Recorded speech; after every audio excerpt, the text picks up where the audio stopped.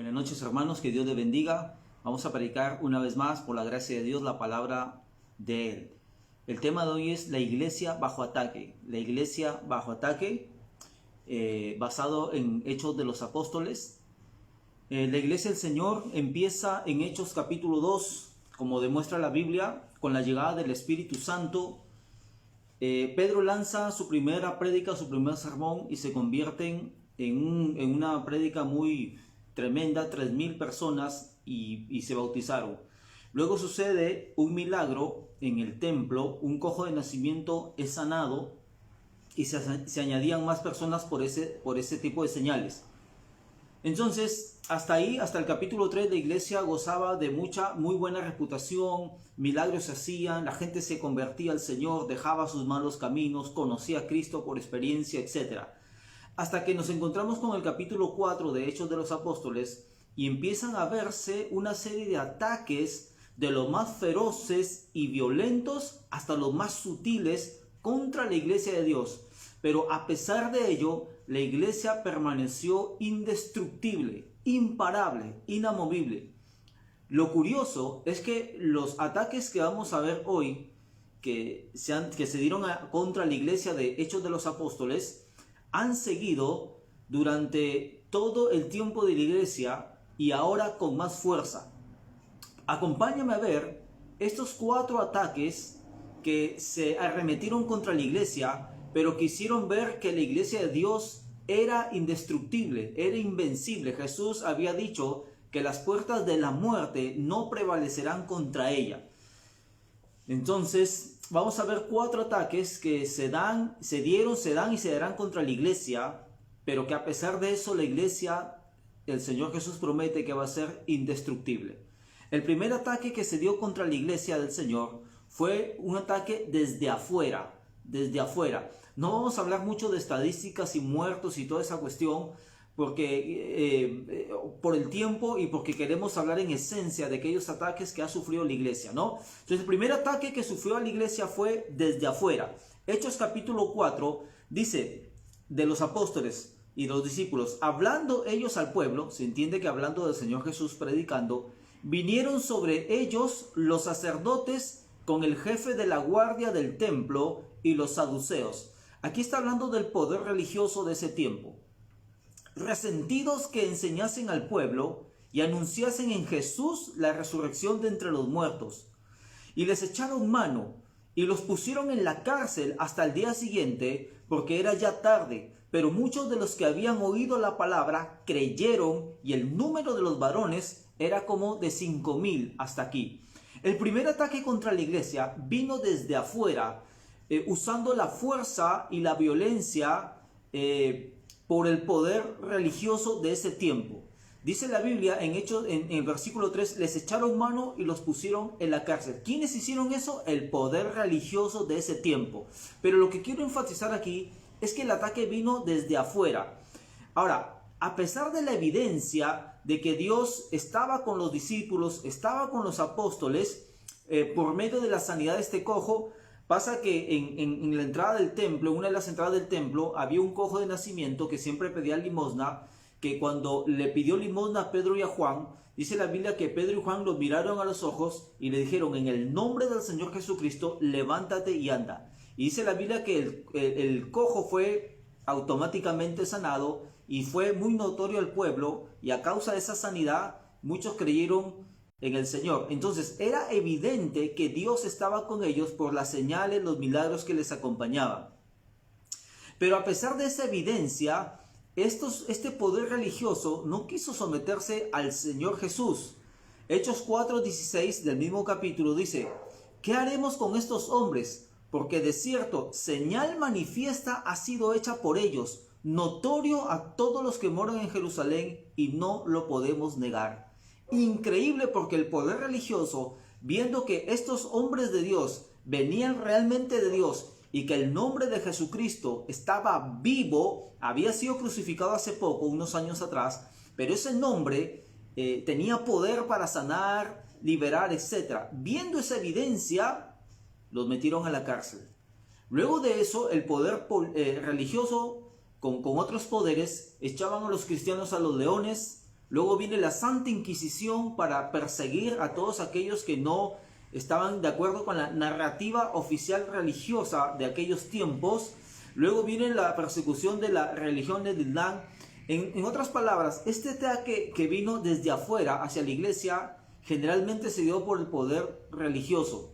Pero allí cuando el diablo y sus religiosos tienen su primera derrota, pues lejos de amedrentarse a la iglesia, de intimidarse o acobardarse, la iglesia no cayó, sino que habló con más fuerza.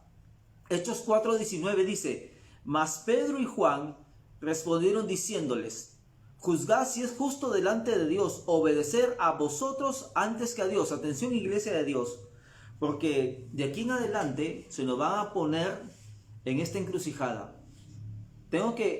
Lamentablemente tengo que decirles que el Papa, con su última encíclica, Fratelli Tutti, si mal no recuerdo, ya habla prácticamente de toda una alineación de él a todo este globalismo y progresismo que tanto daño está haciendo al mundo, y sobre todo está generando ya tanta persecución a la iglesia, a los cristianos, específicamente, como lo vamos a ver a lo largo de esta predicación.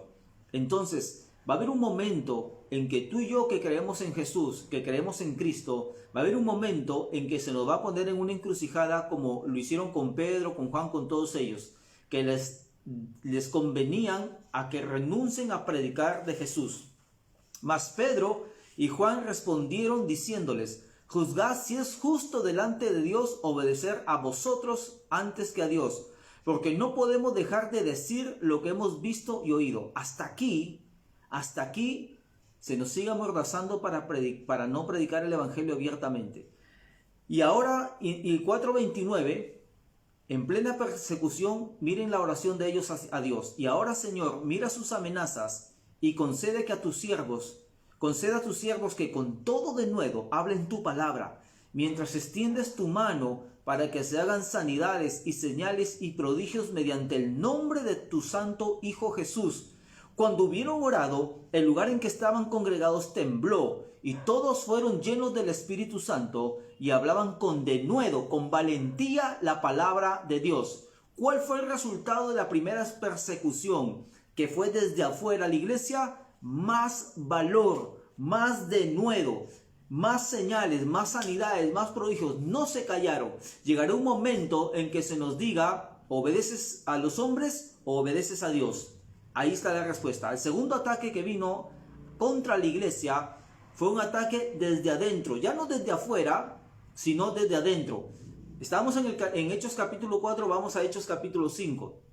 Dice, del 1 al 5 dice: pero cierto hombre llamado Ananías, con Zafira su mujer, vendió su heredad.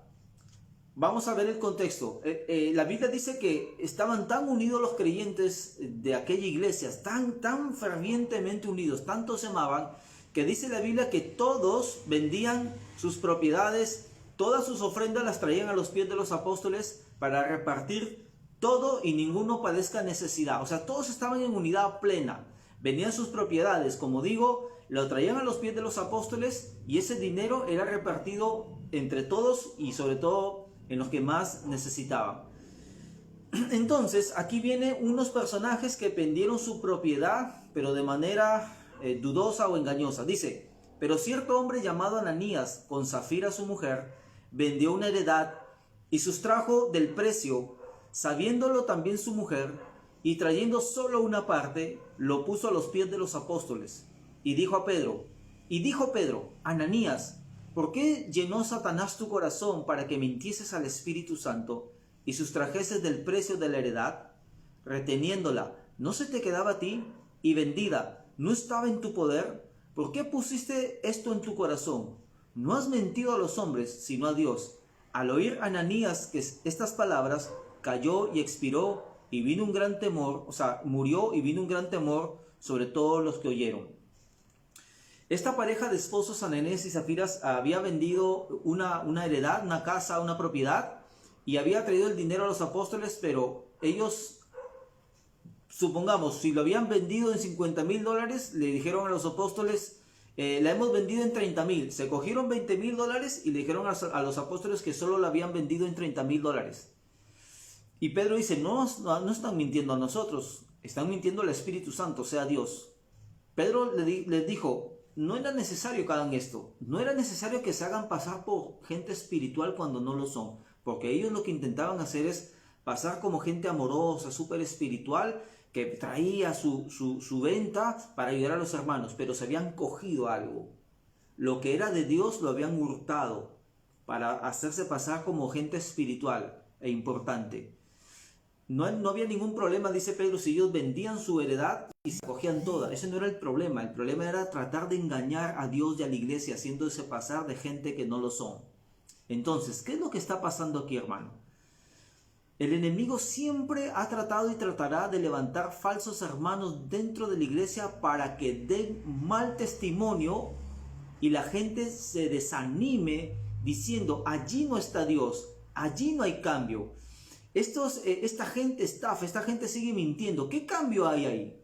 Lo que el diablo estaba tratando de hacer es hacer explotar a la iglesia desde adentro. Como dijo, desde afuera se hace más fuerte, vamos a tratar de levantar falsos hermanos con un mal testimonio para que los demás no entren a la iglesia y los acusen de mal testimonio, que no es verdad que Jesús cambia, que no es verdad que el Señor transforma a la gente.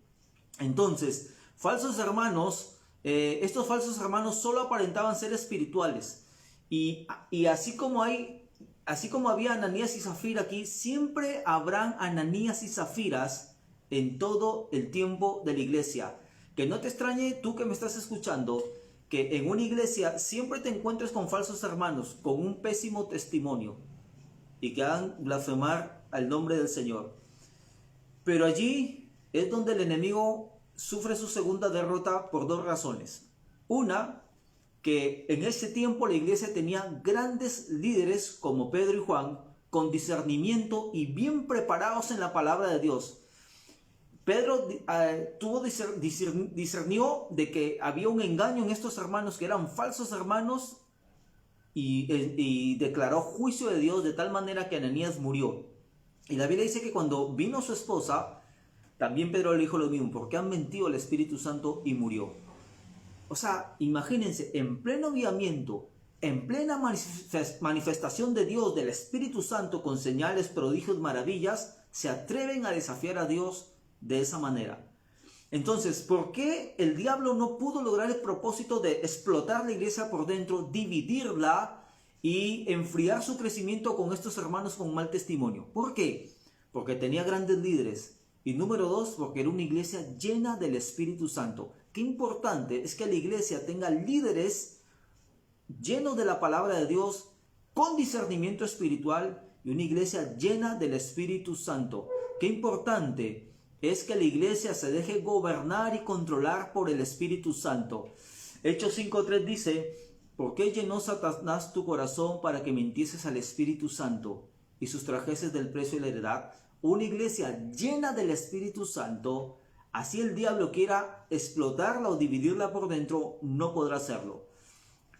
No contento con eso el diablo, estamos en Hechos 5, viene Hechos 6 y vuelve a tratar de generar división entre los hermanos. Rápidamente la Biblia cuenta que cuando se distribuía la ayuda social en la iglesia, empezaron a haber quejas entre los hebreos y los que no eran hebreos. Ellos decían, no, a ellos les sirve mejor que a nosotros, y se empezó a generar unas rencillas, divisiones por la repartición de los bienes, de la comida, de todo eso. Pero la Biblia dice que como tenían grandes líderes y esta iglesia era llena del Espíritu Santo, escogieron a 7 hombres llenos de sabiduría, de buen testimonio, llenos del Espíritu Santo, que arreglaron la situación, y otra vez la iglesia por dentro se calmó. ¿Cuál fue el resultado cuando el diablo quiso explotar la iglesia por dentro por medio de falsos hermanos? Resultado, más crecimiento. Hechos 6:7 dice, y crecía la palabra del Señor, y el número de los discípulos se multiplicaba grandemente en Jerusalén. También muchos de los sacerdotes obedecían a la fe. Ya cuando el poder religioso vio que no pudo destruirla por afuera ni por dentro, la iglesia crecía más y más. Dije 4 ataques. El tercer ataque contra la iglesia fue desde las esferas del gobierno. Hechos 12, del 1 al 5, dice así: en aquel tiempo el rey Herodes echó mano a algunos de la iglesia para maltratarles y mató, el primer mártir, a espada a Jacobo, hermano de Juan.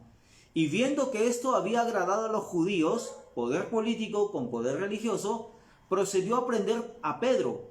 Eran entonces los días de los panes sin levadura, y habiéndole tomado preso, otra vez lo echaron en la cárcel, esta vez el poder político, le puso en la cárcel entregándole a 4 grupos de 4 soldados cada uno, poder militar, para que le custodiasen, y se proponía sacarle al pueblo después de la Pascua. Así que Pedro estaba a custodio en la cárcel, pero la iglesia hacía sin cesar oración a Dios por él. Dice la Biblia que el rey Herodes empezó a echar a mano de los cristianos. El poder político empezó allá a perseguir a los cristianos. Maltrataron a algunos, mataron a otros, y a Pedro, uno de los principales, lo envió a la cárcel. Pero dice la Biblia que la iglesia oraba, se mantenía en oración por aquellos que estaban en la cárcel. Lo que el poder religioso en la primera ataque no pudo hacer, se intenta hacer ahora por el poder político. El diablo no pudo destruir a la iglesia en un ataque de afuera, en un ataque por dentro, ahora va con el poder político a tratar de destruir a la iglesia. En este caso, violando sus verdaderos derechos humanos, coactando su libertad de expresión y de culto, tal como lo quieren hacer ahora. No prediques, le decían a Pedro, no prediques. Pedro decía, es necesario obedecer a Dios antes que a los hombres. Yo les digo, mis amados hermanos, nos van a poner en esa encrucijada. ¿Estás preparado? Si en ese tiempo usó el rey Herodes al poder político de Roma para perseguirlos y meterlos a la cárcel para que no hablen de Jesús, en este tiempo, ¿qué estará pasando? Para nadie es un secreto que la ideología de género usa el poder político para estandarizarse e imponerse de manera transversal. Es decir, cuando digo de manera transversal, quiere decir que la ideología de género debe ser, amados hermanos, promovida, enseñada en todas las esferas de la sociedad. La vez pasada, no recuerdo bien, pero estaban dando un curso para EPS Grau, una empresa de agua potable, ¿verdad? Con enfoque de género. Uno no entendía cómo pueden capacitar en temas de salud, de agua, con enfoque de género. Ahora los jueces tienen que hacer sus juicios con enfoque de género. Los profesores enseñar con enfoque de género, que no es otra cosa que en realidad ideología de género, porque no es enfoque de género.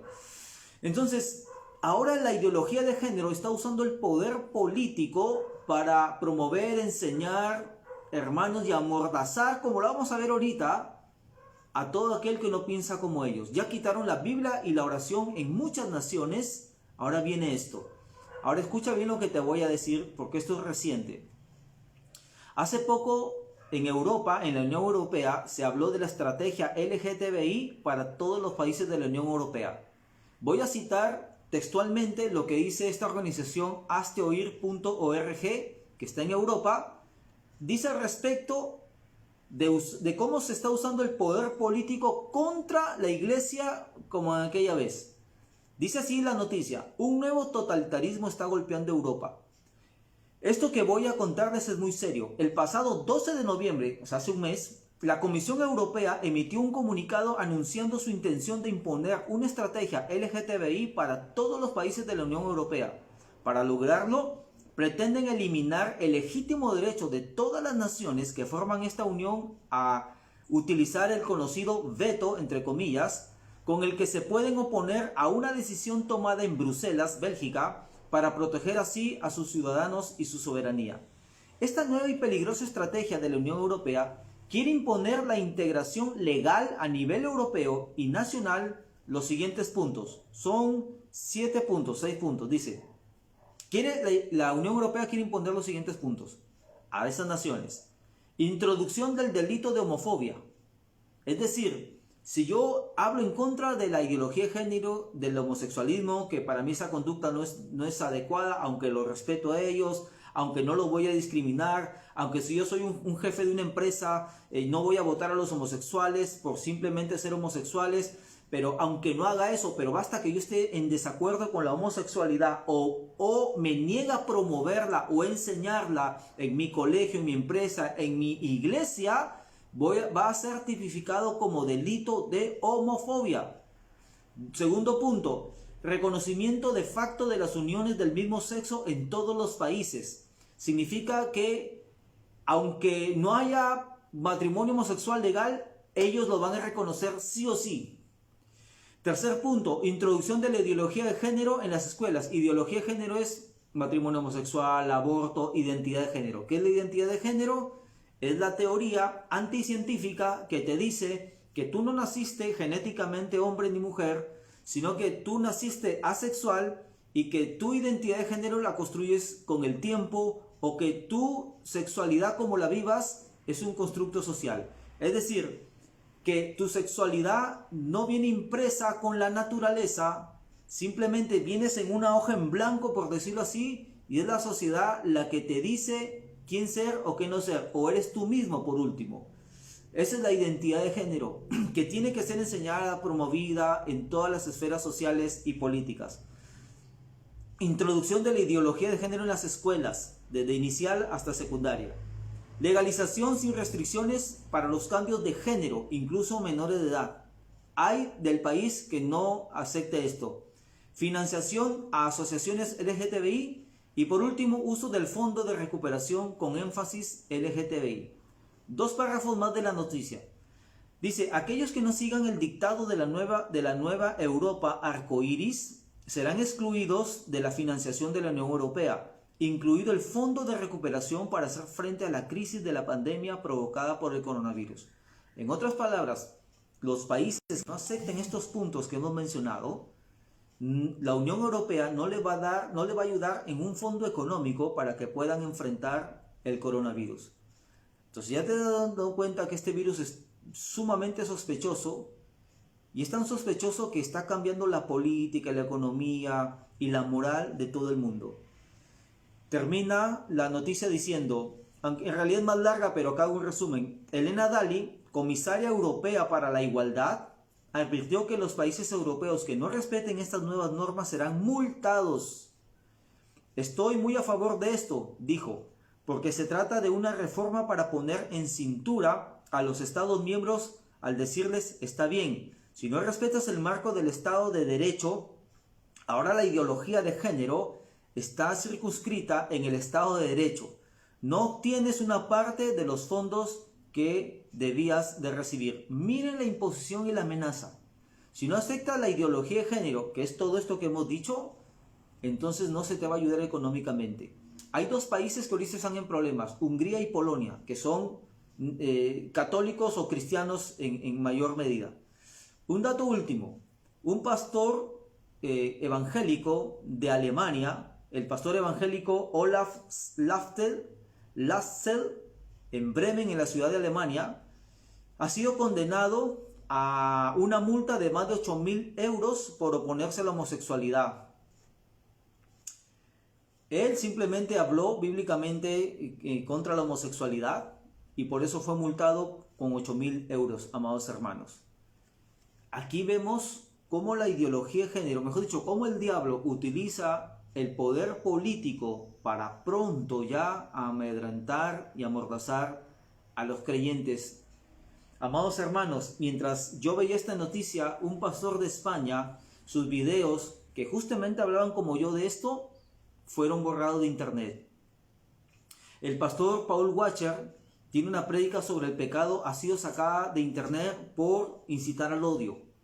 Nos están amordazando, estamos siendo perseguidos por el poder político. Y por último quiero hablarte de algo en este punto, de la teología queer. No sé cuántos habrán escuchado de la teología queer. La teología queer es una forma de redefinir la Biblia, Cristo y todo las doctrinas que hemos creído. Es una teología realizada por y para personas LGTBQI, lesbianas, gays, bisexuales, transgénero, homosexuales, intersexuales, centrándose en sus necesidades específicas. En otras palabras, amado hermano, a ver, no hay mucho tiempo de explicarte eso, pero desde la ONU están trabajando vía la expresidenta de Chile, Michelle Bachelet, para inventarse un nuevo derecho que se llama derecho religioso. Es un derecho específicamente, en realidad, creado para las personas LGTB, para que, a ver, ¿cómo te explico? Ellos van a decir, no, me tienes que ordenar pastor o pastora con mi identidad de género, porque si me lo niegas, estás atentando contra mi derecho religioso. Cuando hablamos de derecho religioso, no estamos hablando de tu derecho y mi derecho de expresarnos en nuestra libertad de culto, etc., sino de ellos. Ahora escucha bien, en Argentina, el poder político ha enviado unas encuestas a todas las iglesias de Argentina con unas preguntas tremendamente delicadas y peligrosas. Son muchas preguntas, voy a rescatar 3 nada más. La encuesta le pregunta a todas las iglesias de Argentina diciéndoles, número 1, ¿ordenas a pastores homosexuales o LGTBI? ¿Los ordenas?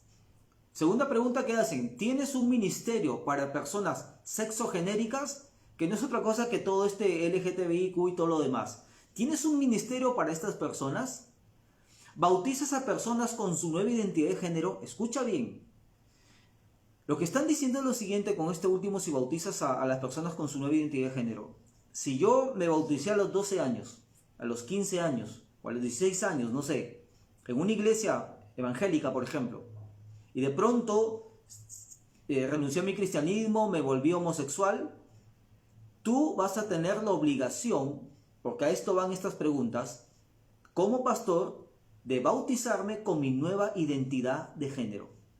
Estas preguntas, que son como 20 o más creo, no son preguntas pues simplemente para llenar una encuesta. Son preguntas para tantear a la iglesia.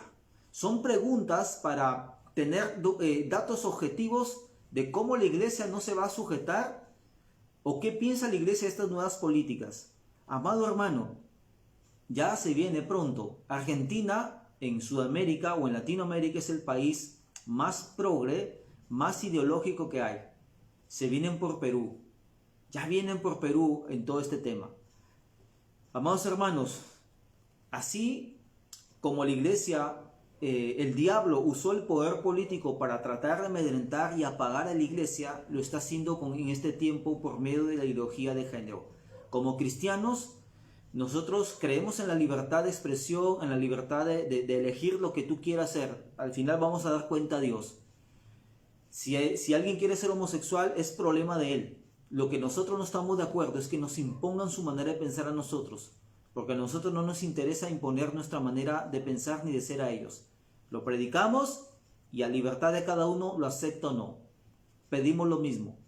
Pero miren hermanos, regresando a Hechos de los Apóstoles capítulo 12, cuando el poder político se alzó contra la iglesia por medio del rey Herodes, matando, llevando a la cárcel a los apóstoles, cuando las papas quemaban, la iglesia oraba y aparece la intervención directa de Dios contra este gobernante malvado.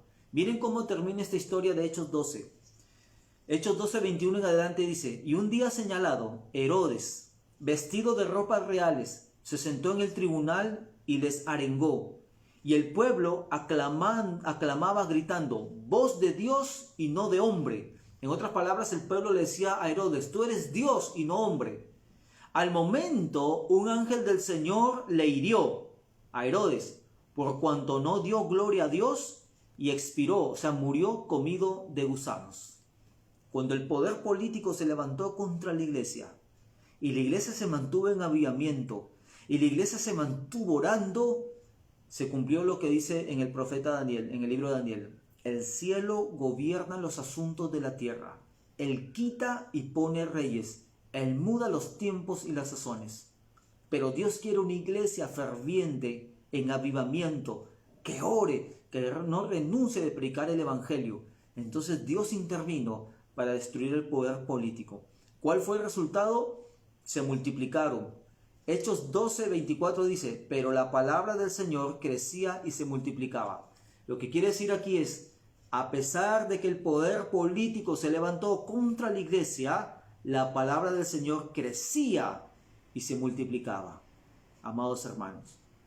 Y el último ataque contra la iglesia fue desde el ocultismo. Lo que el diablo no pudo hacer usando un ataque desde afuera con el poder religioso, un ataque desde adentro para explotar la iglesia por dentro, levantando hermanos con falso testimonio. Lo que no pudo con el poder político, ahora usa algo mucho más poderoso, que es el poder del ocultismo, satanismo, brujería, hechicería y todas esas cosas. Hechos 13 dice, hablando de Pablo, dice, y habiendo atravesado toda la isla hasta Pafos, hallaron a cierto mago, o sea, brujo, hechicero, falso profeta judío llamado Barjesús, que estaba con el procónsul Sergio Paulo, varón prudente. Este, llamando a Bernabé y a Saulo, deseaba oír la palabra de Dios. Miren cómo este gobernante deseaba oír la palabra de Dios de parte de Pablo y de Bernabé. Luego dice, pero le resistía Elimas, el mago, pues así se traduce su nombre. O sea, este brujo hechicero era el obstáculo para que este gobernante no cree en la palabra de Dios, procurando apartar de la fe al procónsul.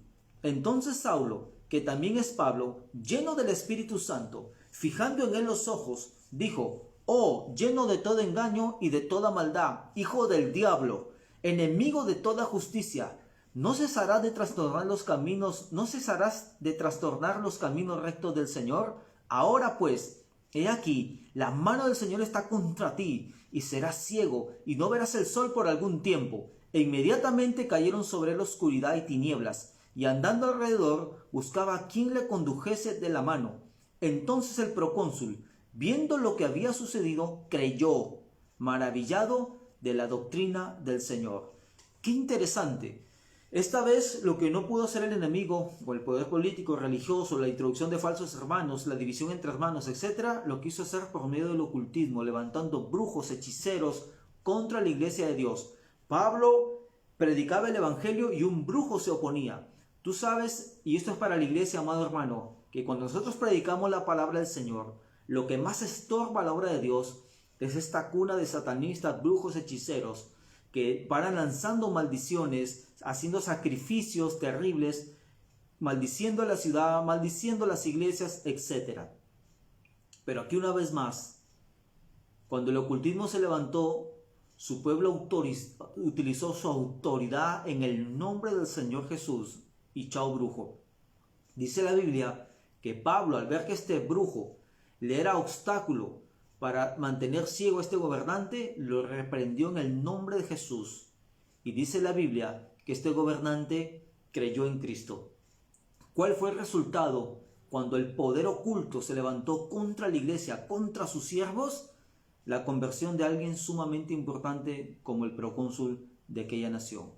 El tema de hoy puede titularse La iglesia bajo ataque, o podemos titularle La indestructible iglesia de Dios, porque pese a todos los ataques que ha tenido la iglesia permaneció indestructible.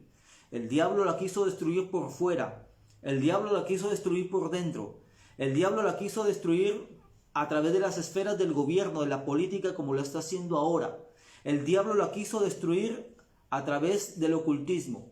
Estos 4 tipos de ataques que sufrió la iglesia del Nuevo Testamento son ataques que se han ido repitiendo a lo largo de la historia, inclusive hoy. Amado hermano, de aquí en adelante es una cuenta regresiva. Se va a unir, según la profecía de Daniel, el poder político y el poder religioso contra su iglesia, amado hermano. Repito, el diablo va a usar el poder político, el poder religioso y falsos hermanos, porque la Biblia dice que Jesús no vendrá si no viene antes la apostasía. Estos 3 elementos, poder político, religioso y falsos hermanos, van a atacar con fuerza nuevamente a la iglesia, como sucedió en Hechos. Las iglesias van a, no digo sobrevivir, van a vencer y van a quedar indestructibles si esta iglesia es como la iglesia del Nuevo Testamento, una iglesia que ora, una iglesia que se mantiene en la doctrina, en la sana doctrina, una iglesia que permanece en avivamiento, una iglesia que no calla, una iglesia que se sigue congregando, una iglesia que sigue predicando la palabra del Señor y nadie la hace callar. Solo es unos hermanos llenos del Espíritu Santo y que perseveran en la doctrina sana de Dios. Es la iglesia que va a permanecer contra este nuevo ataque renovado que se viene contra la iglesia. Ya están multando a un pastor en Alemania por no estar a favor de la homosexualidad con 8.000 euros. Ya la Unión Europea va a sacar su política para tipificar como delito de homofobia a aquellos que no aceptan esa ideología. Ya en nuestro querido Perú se está levantando los globalistas, los progresistas con la izquierda para implantar todas estas ideologías y acallar a la iglesia. Amado hermano, estudia la historia, estudia lo que está sucediendo ahora. Uno de los principales objetivos es acabar con los valores de Occidente, valores que el cristianismo dejó como base de esta sociedad para su prosperidad. Quieren desaparecer todo lo que el cristianismo dejó en Occidente. Vamos a orar al Señor para que Dios nos proteja y nos ayude. Señor, gracias te damos por estar aquí con nosotros. Te pedimos que a tu iglesia de este tiempo nos ayudes a soportar y a saber, Señor, lidiar con estos ataques que van a ser renovados por el maligno contra tu iglesia, Señor. Ayúdanos. Señor, sabemos que el enemigo va a tratar de atacar nuevamente la iglesia de estas cuatro maneras. Desde afuera, Señor, con el poder religioso, desde adentro, levantando falsos hermanos, desde las esferas del gobierno y desde el ocultismo también. Señor, desde el poder oculto, diabólico y satánico. Pero tú, Señor, has tomado tu iglesia y has dicho que las puertas del Hades no prevalecerán contra ella. Tú, Señor, has dicho, Señor, que tu iglesia es indestructible. Tú has dicho, Señor, Dios mío, que la muerte no prevalecerá contra tu iglesia. Oro para que traigas un avivamiento de tal manera, Señor, que tu iglesia vuelva a su primer amor, que tu iglesia empiece a experimentar el señorío de Jesucristo, que tu iglesia empiece a estar unida como aquella iglesia de los Hechos de los Apóstoles, Señor, donde casi todo tenían en común. Una iglesia, Señor, que entre en avivamiento. Una iglesia, Señor, Dios mío, que hable con denuedo tu palabra, mientras señales, prodigios y maravillas tú extiendes con tu mano. Una iglesia, Señor, que cuando predique, despierte a los incrédulos y empiecen a mirar su condición, Señor, Dios mío, y vuelvan en arrepentimiento al Señor Jesús. Señor, una iglesia que cuando ora libera el poder de Dios contra aquellos que se levantan contra ella, el poder religioso, el poder político, el poder del oculto y falsos hermanos, Señor, que se prestan para eso. Señor, oro por tus siervos que dirigen tus iglesias, para que tú los fortalezcas, para que tú los establezcas, para que tú los afirmes, Señor, en tus cosas. Dios mío, ayúdanos como iglesia a seguir adelante. Ayúdanos, Señor. Ayúdanos a resistir. Levanta hermanos especialistas en ciencias políticas, en derecho, Señor, para que peleen en esa esfera en favor de tu pueblo también. Ayúdanos, Señor. Aviva tu obra. Yo sé que estás pronto por venir.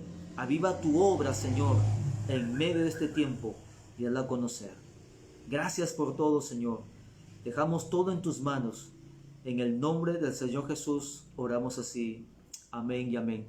Que Dios le bendiga, hermanos. Nos vemos, Dios mediante, el próximo domingo. Comparte la prédica. Estará en Facebook y en YouTube también. Y coméntala si puedes. Hermano, que Dios te bendiga. Nos vemos a la próxima.